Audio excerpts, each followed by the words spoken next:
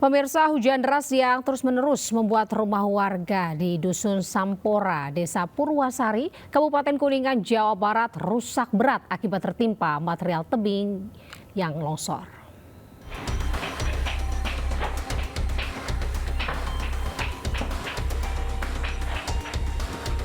Beginilah suasana pasca longsor terjadi di Dusun Sampora, Desa Purwasari, Kecamatan Garangwangi, Kabupaten Kuningan, Jawa Barat, Rabu pagi. Tebing setinggi 5 meter, penahan tanah secara tiba-tiba longsor menimpa rumah warga. Akibat longsoran tersebut, tembok ruang tamu dan satu kamar jebol usai tertimpa material tanah.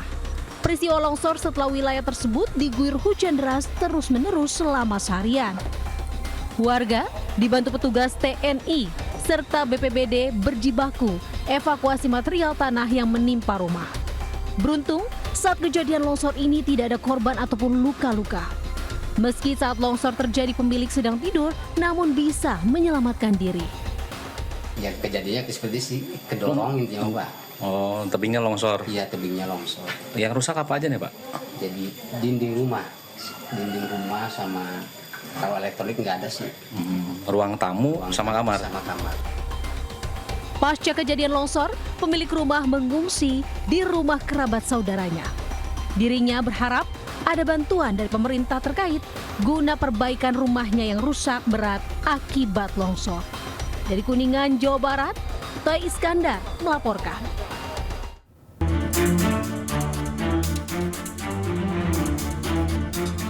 Sekjen Berani Bersatu Ade Darmawan diperiksa Polda Metro Jaya terkait kasus tudingan ijazah palsu Presiden ke-7 RI Joko Widodo. Ade Darmawan diperiksa sebagai pelapor. Dalam kesempatan ini, Ade berkomentar terkait penetapan tersangka Roy Suryo CS. Menurut Ade, para tersangka tersebut layak ditahan. Kita bicarakan dan itu dapat ditahan. Itu bukan sangat layak itu ditahan. Orang mengulangi perbuatannya kok. Mengulangi perbuatannya. Ya. Secara subjektif apabila seseorang mengulangi perbuatannya terus sudah layak untuk dilakukan penahanan. Wajib dilakukan penahanan. Karena kalau enggak besok dia lakukan lagi dong. Ya. Ya kan kalau kayak pencuri lah. Ini hari enggak ditahan, besok dia nyuri lagi. Sebelumnya Polda Metro Jaya menetapkan Roy Suryo CS sebagai tersangka dalam kasus ijazah Jokowi. Namun menurut Roy, penetapan tersangka tersebut terburu-buru dan dianggap janggal karena Roy Suryo dituding mengedit ijazah Jokowi.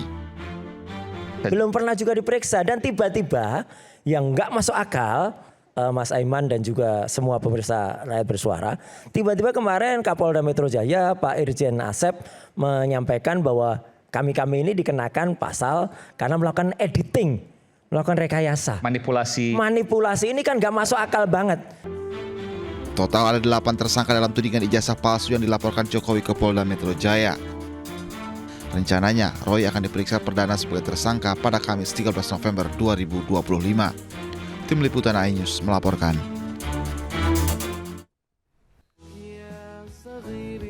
Media sosial dihebohkan dengan video seorang pendakwah muda asal Kediri, Jawa Timur sedang menciumi anak perempuan.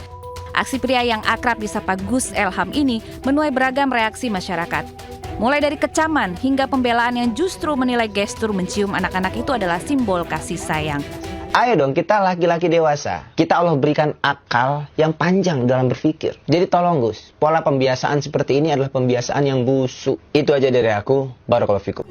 Aksi Gus Elham Yahya menciumi anak perempuan ditanggapi serius pemerintah pusat. Melalui Kementerian Agama, Wamenak Muhammad Syafi'i menegaskan tindakan tersebut tidak pantas dilakukan di depan publik. Kan pengawasan itu termasuk itu, supaya itu tidak terulang, maka terhadap yang bersangkutan memang harus ada upaya mengembalikan kepada posisinya jika tidak mengulangi perbuatan-perbuatan. Jadi kita sepakat dengan pendapat publik bahwa itu tidak pantas. Tak berapa lama, Gus Elham Yahya muncul menyampaikan permintaan maaf secara terbuka dan berjanji tidak akan mengulangi perbuatannya. Saya mengakui bahwa hal tersebut merupakan kekhilafan dan kesalahan saya pribadi.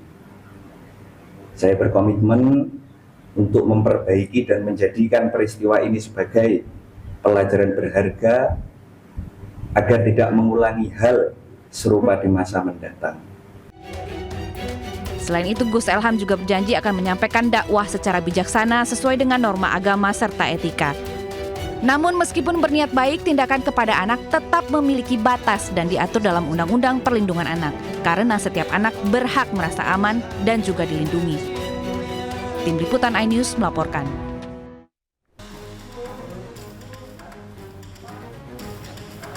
Dua tersangka baru ini merupakan Direktur PT Temprina Media Grafika dan Direktur PT Dinamika Indomedia selaku penyedia proyek Chromebook.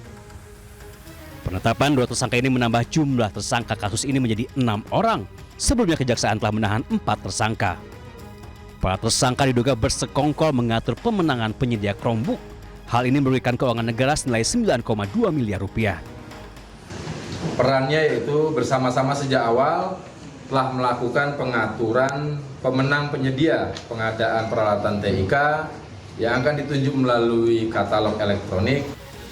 Proyek Chromebook Dinas Pendidikan dan Kebudayaan Lombok Timur ini menelan anggaran 32,4 miliar rupiah. Kini ke-6 tersangka dijerat Undang-Undang Tindak Pidana Korupsi dengan ancaman pidana paling lama 20 tahun penjara. Dari Lombok Timur, Ramli Nurawang, iNews melaporkan. Pemirsa, KPK periksa ex-Direktur Pelayanan Haji Luar Negeri Kementerian Agama Subhan Khalid terkait kasus dugaan korupsi kuota haji 2024. Selamat sore Pak Subhan keluar dari Gedung Merah Putih KPK sekitar pukul 14.33 waktu Indonesia Barat. Ia enggan menjawab sejumlah pertanyaan yang dilontarkan awak media kepadanya. Seperti siapa pihak yang menentukan pembagian kuota tambahan 20.000 menjadi masing-masing 50% untuk haji reguler dan juga khusus hingga jumlah pertanyaan yang diberikan tim penyidik. Subhan tiba di Gedung Merah Putih KPK sekitar pukul 8.39 waktu Indonesia Barat sehingga diperkirakan yang bersangkutan diperiksa hampir 6 jam.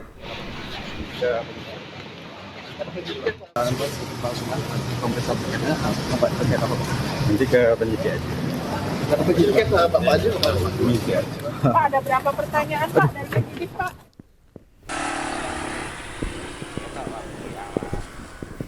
KPK geledah di rumah kontrakan milik Eli Widodo, adik kandung Bupati Ponorogo, di Desa Ngunut, Kecamatan Babadan, Ponorogo. Rumah diduga kerap dijadikan tempat transaksi suap mutasi pejabat di Pemkab Ponorogo. 1 koper dan 1 kardus berisi barang bukti disita KPK. Sebelumnya, KPK menetapkan 4 tersangka atas OTT di Ponorogo, salah satunya Bupati Ponorogo, Sugiri Sancoko.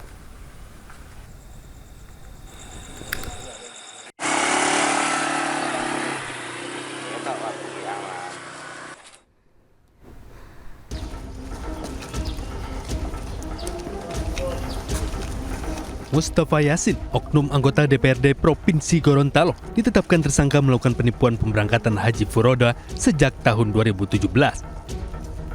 Tak tanggung-tanggung, sebanyak 62 jemaah haji ditipu oleh oknum anggota DPRD Gorontalo dengan iming-imingan haji furoda yang murah. Sebelumnya pelaku memberangkatkan para jemaah haji furoda hanya dengan menggunakan visa kerja bukan visa haji.